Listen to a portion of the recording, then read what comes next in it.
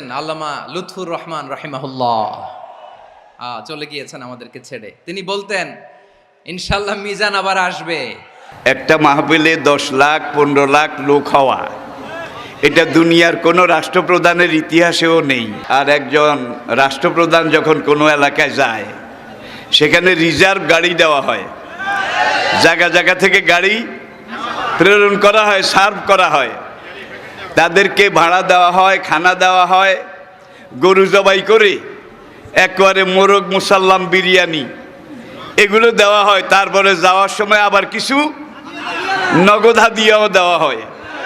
কিন্তু আমাদের মাহফিলে, আমার ছেলেদের, আমার সন্তানদের মাহফিলে যারা আসে, তারা নিজের খরচে আসে, নিজের খরচে খায়। সোজা কথা, সংক্ষিপ্ত কথা, চূড়ান্ত কথা, শেষ কথা, মিজান আবার আসবে, বিজয়ীর বেশে আসবে। এই দেশের তাওহীদি জনতা এমন ইতিহাস সৃষ্টি করে তাকে আলিঙ্গন করবে ইনশাআল্লাহ। হুজুর, আমি তো আসলাম, আপনি তো আমাদেরকে ছেড়ে চলে গেলেন। আল্লাহু আকবার, আল্লাহু আকবার, আল্লাহু আকবার। গলায় কোনো সুর ছিল না, সুর দিয়ে কথা বলতেন না, কিন্তু এত চমৎকার শব্দের বুনন, এত চমৎকার প্রেজেন্টেশন, এত চমৎকার ভাবে ঐতিহাসিক বর্ণনাগুলো তিনি উপস্থাপন করতেন। মন্ত্রমুগ্ধ হয়ে আমরা আল্লামা লুৎফুর রহমানের কথা শুনেছি।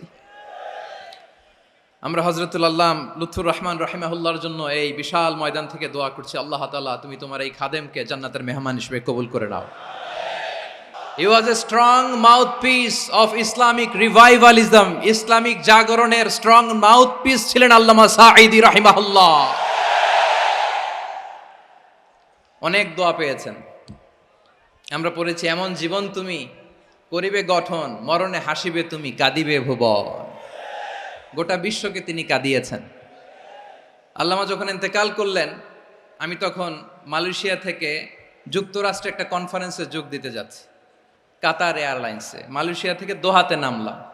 দোহায় যখন আমার ট্রানজিট, তখন শুনতে পেলাম যে আল্লামা বিদায় নিয়েছেন। সোশ্যাল মিডিয়ায় শুনে বিশ্বাস করতে পারলাম না। মুহূর্তের মধ্যেই মাসুদ সাইদি ভাইকে মেসেজ করলাম, উনি কোনো উত্তর দিতে পারলেন না। মাসুদ ভাইয়ের সাথে যখন কোলাকুলি করি, আমাদের শামীম ভাইয়ের সাথে যখন কোলাকুলি করি, মনে হচ্ছে আল্লামা সাইদির ঘ্রাণ পাই। শরীরটা লিটারালি কাঁপছিল, নিজেকে মানাতে পারছিলাম না, বিশ্বাস করতে পারছিলাম যে আসলে আল্লামা বিদায় নিয়েছেন। ইন দ্য মিন টাইম আমার সেকেন্ড ফ্লাইট, দোহা টু নিউ ইয়র্ক, 12 ঘন্টার ফ্লাইটে উঠলাম। ইন্টারনেট থেকে বিচ্ছিন্ন হলাম। নামার পরে শুনলাম আল্লাহু আকবার, যেখানে ওনাকে কবরস্থ করার কথা ছিল সেখানেও কবর দিতে দেয়া হয় নাই। ছবিগুলো দেখতে লাগলাম, হাসিমাখা মুখ, হাসিমাখা নিথর দেহটা, মরণে হাসিবে তুমি, কাঁদিবে ভুবন। From east to west, from north to south, the entire globe, গোটা বিশ্ব ওনার জন্য কেঁদেছে, গোটা বিশ্ব কেঁদেছে। কাবার গিলাফ ধরে ধরে মানুষ চিৎকার করেছে। এর চেয়ে শ্রেষ্ঠ মৃত্যুকার হতে পারে? আমাদের আল্লামার আর কি পাওয়ার ছিল বলেন? আর কি পাওয়ার ছিল? কুল্লু নাফসিন যায়িকাতুল মাউত, যারাই দুনিয়াতে আসবে তারা ইন্তেকাল করবে, এটা আমরা মেনে নেই, এটা আমরা জানি। কিন্তু অবাক করা বিষয় হচ্ছে, আমরা আজও জানি না আমাদের আল্লামার মৃত্যু কি স্বাভাবিক হয়েছে নাকি এটা পরিকল্পিত মেডিকেল কিলিং ছিল। এটা যে পরিকল্পিত মেডিকেল কিলিং ছিল, এটা ধারণা করার পেছনে অনেক কারণ আছে। তিনি আধিপত্যবাদের বিরুদ্ধে সোচ্চার ছিলেন, ফ্যাসিবাদের বিরুদ্ধে সোচ্চার ছিলেন, রাজনৈতিক প্রতিহিংসার শিকার ছিলেন। এজন্য এটা মেডিকেল কিলিং হতে পারে এ ধারণা আমরা করতেই পারি। আওয়াজ করে বলেন ঠিক কিনা? যেই সময়টা আমরা কাটাচ্ছি, এত সুন্দর সময় বাংলাদেশ আর পাবে না। আমাদের জন্মের পর থেকে এরকম চমৎকার সময় আমরা পাই নাই। এটাই আসল সময়। আমরা ইন্টারিম গভর্নমেন্টের কাছে দাবি জানাই, উচ্চতর তদন্ত কমিটি করে এটা কি হত্যাকাণ্ড ছিল নাকি স্বাভাবিক মৃত্যু ছিল, এই রিপোর্ট গণমানুষের কাছে প্রচার করে জানাতে হবে। এই দাবির সাথে কি সবাই আপনারা একমত? কারা কারা একমত হাত তুলে দেখান।